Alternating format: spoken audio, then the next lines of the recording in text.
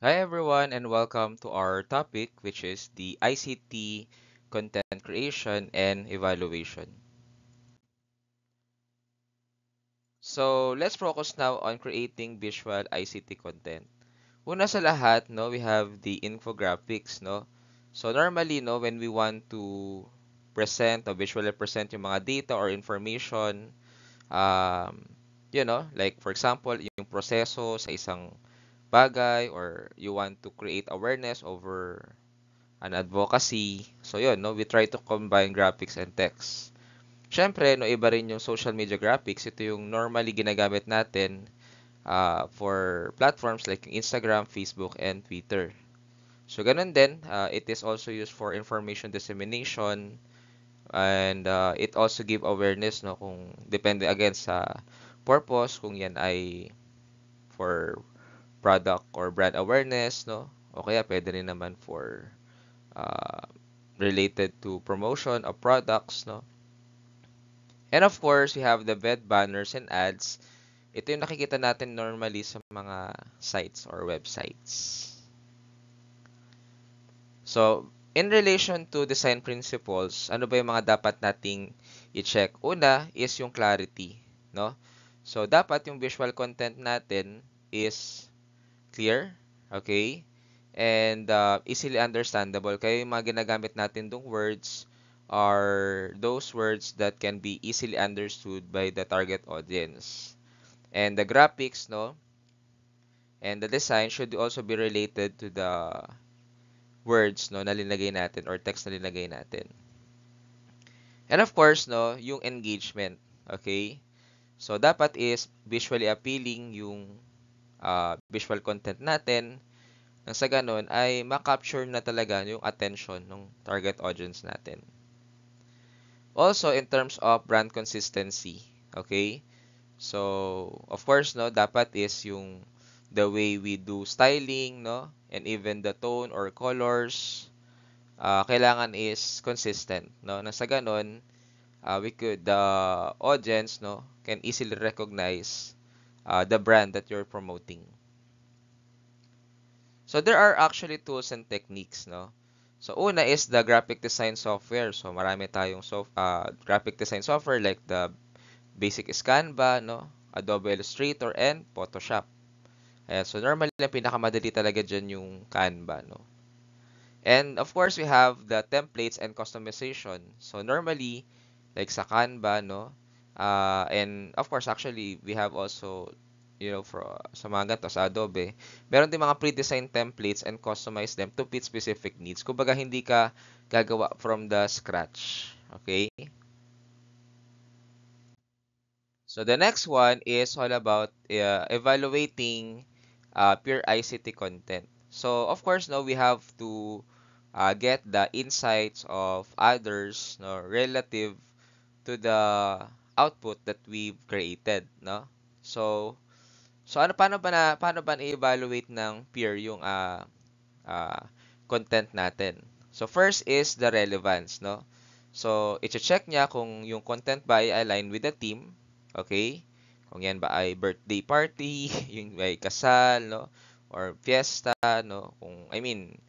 That's just an example of a theme, no?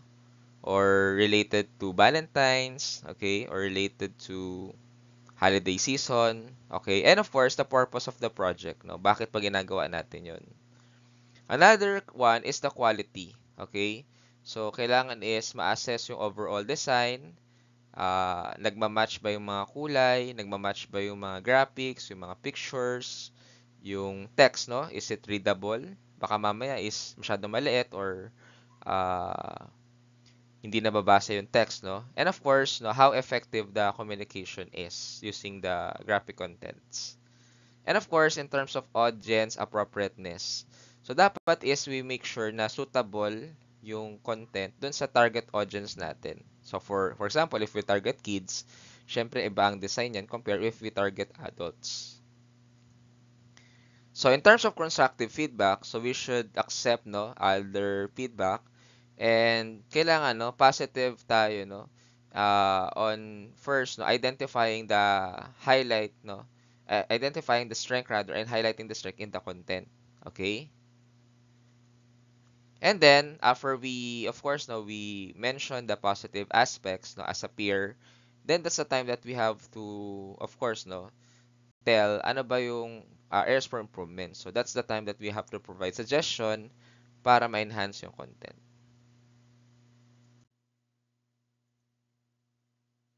Next is collaborative content creation. So, dito naman is we try to collaborate with other graphic artists regarding dun sa paggawa ng content natin. So, meron tayong collaboration tools, no? Gumagamit tayo ng shared documents like yung Google Docs, no?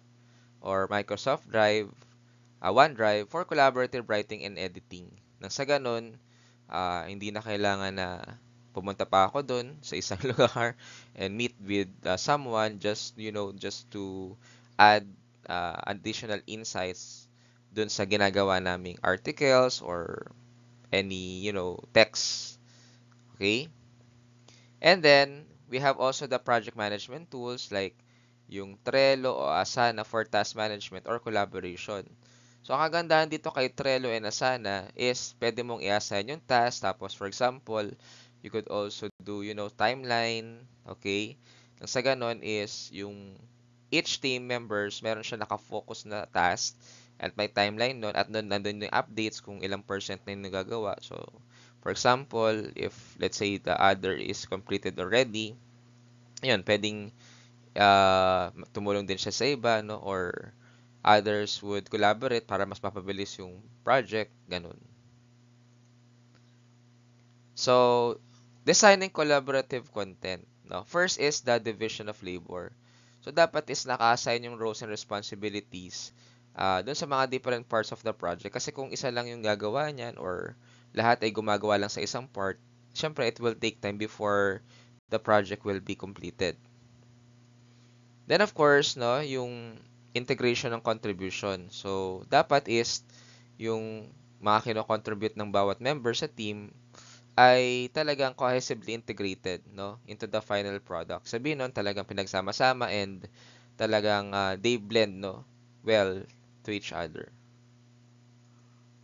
And for the final presentation, no, syempre, kailangan nating i-showcase yung work, okay, and present the final collaborative project, no, to the class or designated audience. Na sa ganon ay makita natin kung effective ba talaga yung ginawa natin.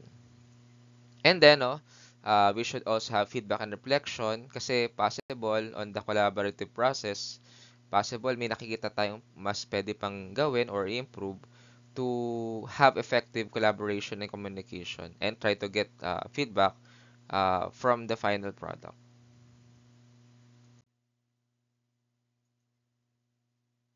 Of course, now we could able to use advanced online platforms like ito, no? We have the special ed platform, we have the content management system or the CMS kung saan ito yung paggamit natin platforms like WordPress, no, and Joomla, no, for website creation and management.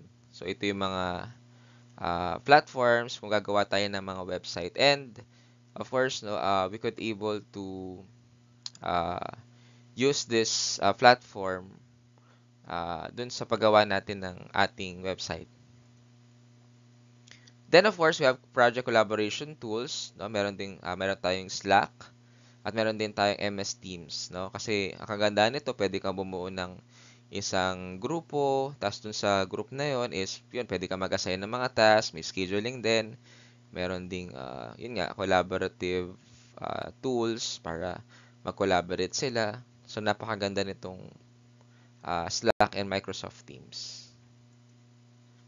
And of course, in choosing the right platform, syempre we have to also consider the project requirements. No? Ano ba yung need ng project? Masyado bang complex yung project? Kailangan ba ng different specialist dyan? Sino ba yung target audience natin? Or are we focusing on different audiences? Ganun. Another one is the features and functionality, no? Syempre, we have to consider that kasi iba yung paggamit ni Trello, iba din yung paggamit ni MS Teams. So, dapat is consider natin dyan yung features, yung kung gaano kadaling gamitin, at kung kailangan natin ng may mga technical errors, ay madali ba tayo makakuha ng support from the IT. The next one is the ethics and etiquette in professional ICT use. So dito is, no, kailangan talaga meron tayong professionalism, okay? Kung saan yung how we communicate, no, is very, very important, no? So we have to maintain a professional tone in email, hindi yung parang masyadong casual lang tayo. And even in forums, no? Kung may mga online forums and other online communication, dapat we should be professional. We should say sir. We should say good morning or good afternoon, or we have to respect, no, the feedback or comments of other audiences. And of course, as I mentioned, we have to respect, no, avoid offensive and inappropriate content. And of course, you have to respect yung different viewpoints ng bawat isa. In terms of ethical consideration, syempre, no, we have to consider the data privacy. Okay? Kung saan yung personal data, kailangan ay talagang na-handle, no, in accordance with the regulation. So, kunyari, kinuha itong data mo for the purpose of payroll, pang payroll lang talaga siya. Hindi siya gagamitin for, let's say, no, credit and collection purposes, so ganun. Then, of course, we have the intellectual property. Ito yung pag-adhere natin dun sa mga copyright law. Syempre, hindi naman pwedeng kinukuha lang natin yung mga gusto nating mga information, no? Or we are just getting the pictures, no, from those people who created it. So, dapat is we should credit, no, it to the original content creators. Then, of course, in terms of effective online research strategies, so meron tayong mga advanced search techniques, no? So, we have the search operators like the site, no? Kung ano yung site na pupuntahan mo na pwede makatulong sa'yo sa research. Yung in title is basically once you type in title and put some keywords, then the pages or kung kunyari, nilagay mo doon is product quality of fast food chain, no? So, yun. In title yun, no? Pwedeng lumabas yung mga different topics related to the product quality of fast food chain. Then, of course, the file type, no? If you prefer PDF, if you prefer docs, no? So, mas mare-refine yung search results. So, we have also Boolean searches kung saan, ayan, no, we could able to apply Boolean logic like by using and or and not, no? Na sa ganun, ay manarrow pa natin or ma-expand yung search queries natin. Okay? So, then of course, we have also evaluating sources kung saan we have to check yung credibility. Okay? Ito bang site na to ay credible at reliable? Kung may authority ba to, no? For example, if we're talking about population, it should be the Philippine Statistic Authority. If we're talking about related to taxes, then that's the BIR. Then of course, we have to also do cross-referencing, no? So, kailangan is magkaroon tayo ng multiple sources of reference nang sa ganun, ma-verify natin yung mga information. Like for example, how many business do we have here in the Philippines, no, ilan ng small, medium enterprise. It could be answered sa website ng DTI. And of course, no, review and presentation of ICT projects. So first is your presentation skills, no? Syempre, you should have effective communication. When you present, no, kailangan clear at kailangan confident ka. Then of course, you have to use visual aids. Pangit naman if you're good in presenting but you don't have any visual aids. You can use slides or infographics for your effective presentation. So, in terms of the project critic, no, syempre, you have to base it on evaluation criteria, no? Number one, the design itself, the content, and the alignment with the objectives. Like, if you really want to disseminate information nationwide, no, that could be an example of objective. And of course, we should have the feedback mechanism kung saan dapat is we should accept, no, or we should provide rather feedback to peers, no. At yung feedback na yon ay pwede natin gamitin for the future para mas mapabilis at mapaganda yung trabaho natin.